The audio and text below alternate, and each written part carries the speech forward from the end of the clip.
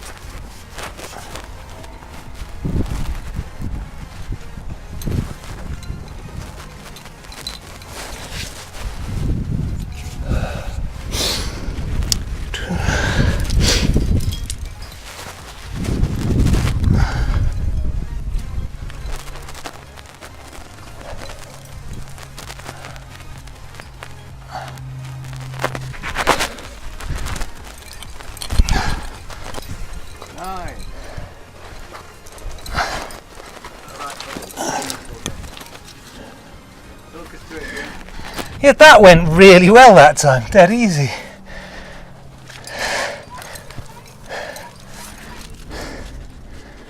Yeah, got a really good jam. I stood on something that worked this time.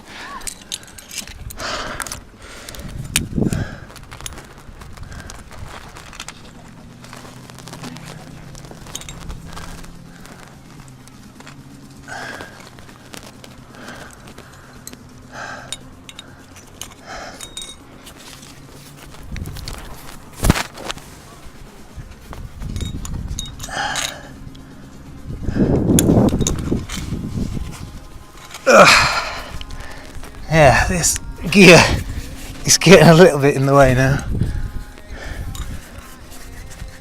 I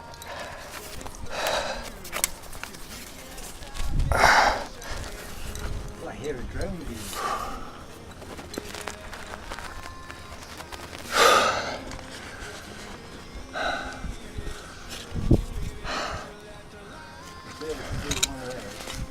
I've kind of buggered myself with this gear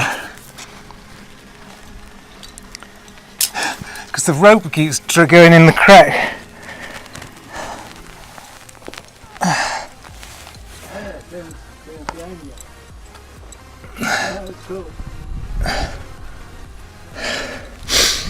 Alright, here we go then.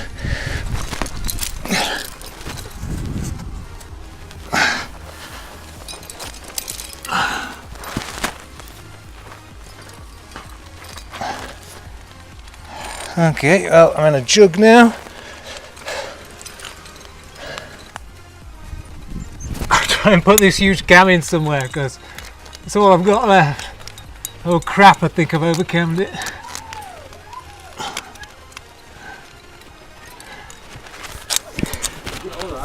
Well, I've moved it, so as long as it doesn't walk, it should be okay now. But once again, I think I've done myself with the gear, because I now can't get my hand in to jam. Ah!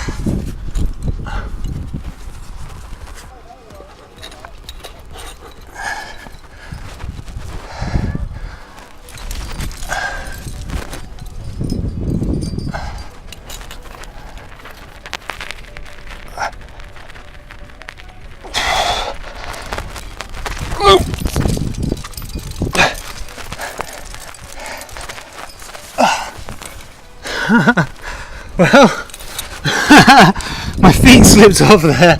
I was completely held in on jams. So, just the finish to go.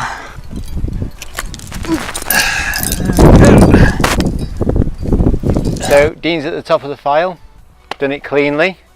1 or 2 bumps in the road, but all in all a good show. And it's not my turn to second it now, so I've led it before. Let's see if I can breeze up this or if I make a big deal of it. It's just a case of taking your time with the hand jams and finding the really good ones so you're not stressed, because there's no worse. A hand jam can be your best friend or your worst enemy, and I mean that by it can be the most secure thing ever, or it can be hurting you and stressing you out. And it's just taking that time, find the good one that you're happy with, make the real difference.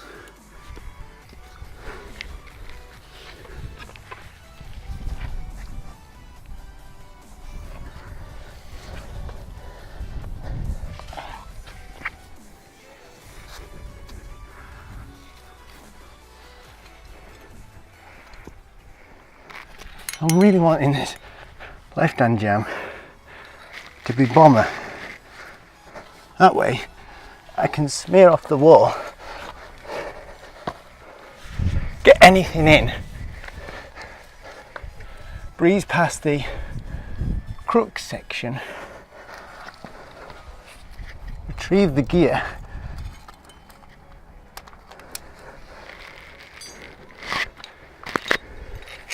and that was all because of finding the comfortable jams that you trust to smear on the wall with, basically.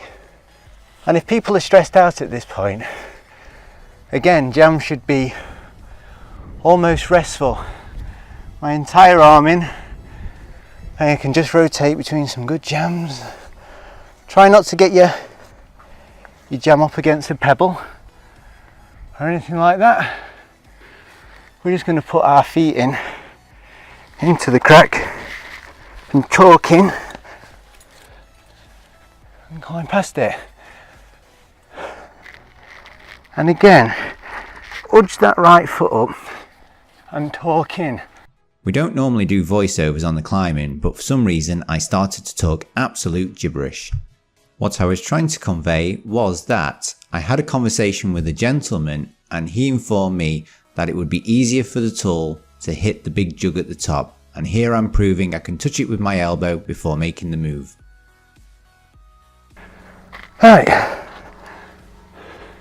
And now the problem comes, I haven't got a hand jam.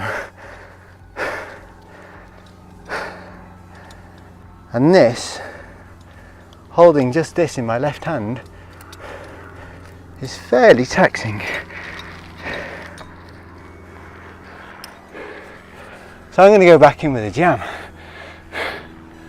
just in there. Right, so this top bit does look difficult, but again I think I'm just going to work my right foot up and get my jams in, and then we're up